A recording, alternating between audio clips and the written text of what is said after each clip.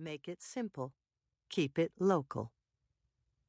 Then, just when you're sliding away, when you're drifting into complacency like a cornrow down the backside of a rise, the road widens and you pass a strip of stores.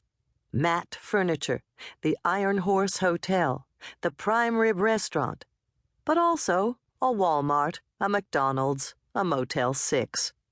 Turn north at the stoplight, the first turn in 50 miles, no matter which direction you've been driving, not to mention the first stoplight, and within a minute you've left the chains behind and you're driving the beautiful low bridge over the Little Sioux River right into the heart of Spencer, Iowa, a town that hasn't changed much since 1931. Downtown Spencer is picture postcard small-town America. Rows of storefronts in connecting 2- and 3-story buildings where people pull their cars to the curb, get out, and walk. White Drug, Eddie Quinn's Men's Clothing, and Stephan Furniture have been in business for decades.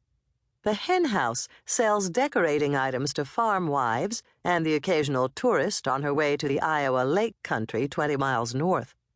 There's a hobby shop specializing in model airplanes, a card shop, and a store that rents oxygen tanks and wheelchairs. The vacuum cleaner store. Arts on Grand. The old movie theater is still in business, although it shows only second-run movies since a 7-screen Cineplex opened south of the bridge.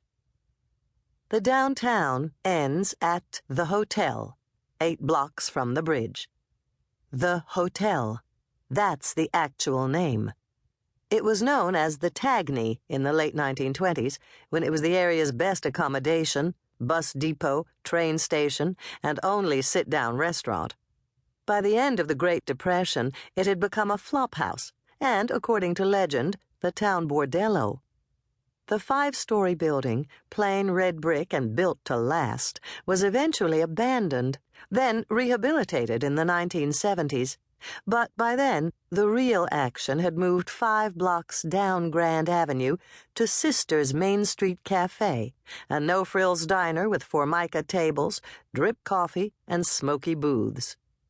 3 groups of men congregate every morning at Sister's: the old guys, the older guys, and the really old guys. Together, they have run Spencer for the past 60 years. Around the corner from Sister's Cafe, across a small parking lot and just half a block off Grand Avenue, is a low, gray concrete building, the Spencer Public Library. My name is Vicki Myron, and I've been working in that library for 25 years, the last 20 as director. I've overseen the arrival of the first computer and the addition of the reading room.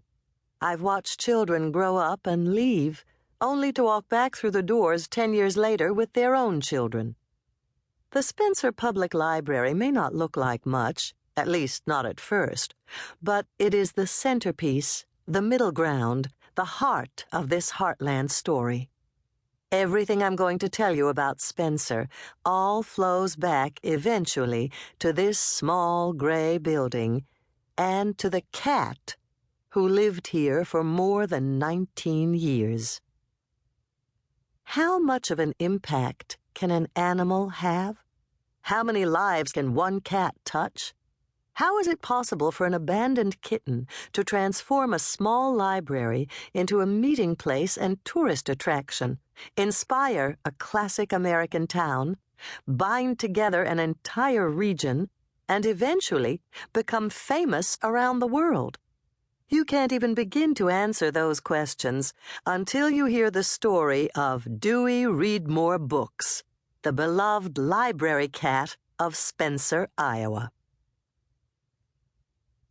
January 18th, 1988, was a bitterly cold Iowa Monday.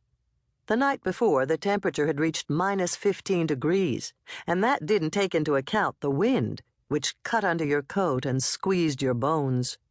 It was a killing freeze, the kind that made it almost painful to breathe. I have never been a morning person, especially on a dark and